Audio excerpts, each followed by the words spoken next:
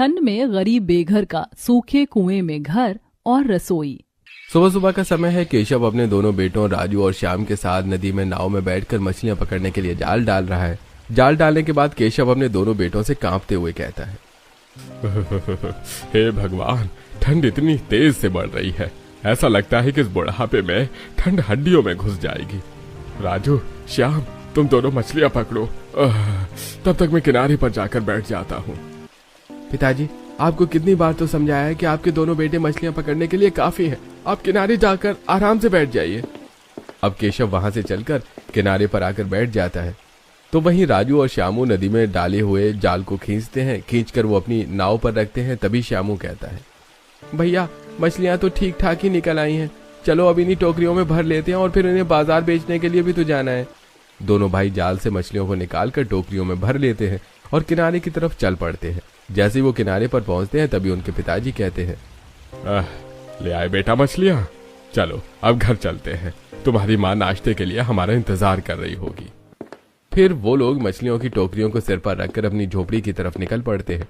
ये लोग मछुआरे हैं। जिस नदी में ये मछलियां पकड़ रहे थे, इसी नदी के किनारे पर उनकी झोपड़ियां थी जहां वो रहते थे। शहर से दूर होने की वजह से इस नदी के किनारे केवल 8-10 झोपड़ियां ही थी और इन झोपड़ियों में रहने वाले सभी लोग मछुआरे थे। वो लोग अपनी झोपड़ी के अंदर पहुंचते हैं। दोनों भाई अपनी अपनी टोकरियों को किनारे रख देते हैं। तभी उसकी माँ वीना कहती है, आ गए आप लोग, आज तो अच्छी खासी मछलियां मिली।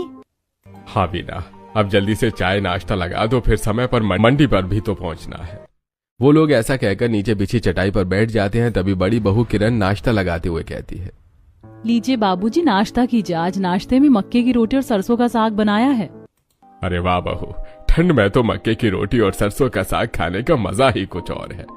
तभी राजू इधर उधर देखकर कहता है, पिंकी और बंटी दिखाई नहीं दे रहे हैं, कहाँ गए वो लोग? तभी पिंकी और बंटी दरवाजे से अंदर आते हैं और कहते हैं, चाचा जी, हम लोग बाहर धूप सेकने गए थे, लेकिन बाहर हवा भी चल रही, इसीलिए बहुत ठंड लग रही है। हाँ पिताजी, और हमारी ये स्वेटर भी फटी हुई है, इसीलिए हमें ठंड से बचा भी नहीं पा रही। इतनी मेहनत करने के बाद भी हम मछलियां बेचकर इतने पैसे नहीं बचा पाते कि हम घर खर्च के अलावा कुछ और खरीद सके। लेकिन तू चिंता मत कर, इस बार मैं तुम लोगों को नई स्वेटर जरूर दिलाऊंगा। तभी नीलम चूल्हे पर मक्के की रोटियां बनाते हुए कहती है, बच्चों, अब तुम लोग बातें ही करते रहोगे या सबके साथ बैठकर नाश्ता भी करोगे? चलो जल्दी बैठो, नहीं तो रोटियां ठंडी हो जाएंगी। फिर बच्चे भी उनके साथ बैठ जाते हैं और सभी लोग नाश्ता करने लगते हैं। उसके बाद दोनों बेटे और उनके पिताजी मछलियां सिर पर रखकर बाजार की तरफ चल पड़ते हैं। काफी दूर चलने के बाद वो मछली बाजार में पहुंचते हैं, जहां सभी मछुआरे मछली रखकर आवाज लगा रहे थे।